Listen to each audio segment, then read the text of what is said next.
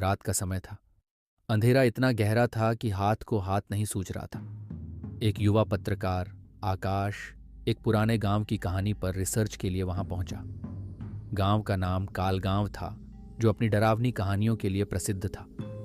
आकाश को पता चला कि गांव के बीचों बीच एक पुरानी हवेली है, जिसे लोग भूतों की हवेली कहते थे।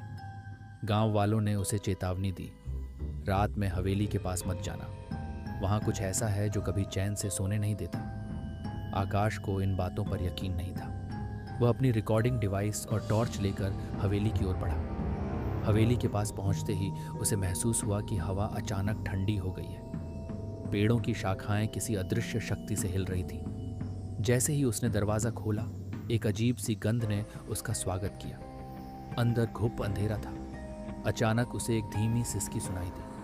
आवाज हवेली के ऊपर वाले कमरे से आ रही थी। आकाश ने हिम्मत करके सीढ़ियां चढ़नी शुरू की।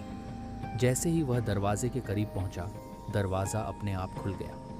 अंदर एक पुरानी कुर्सी पर एक औरत की परछाई दिखी।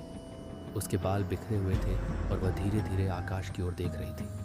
तभी एक जोरदार चीख ने पूरे गांव को हिला दिया। आकाश को लगा जैसे उसकी सांसें थम गई। वह चीख किसकी थी और वह औरत कौन थी? अगले एपिसोड में जानिए आकाश का सामना किस रहस्यमयी शक्ति से होता है।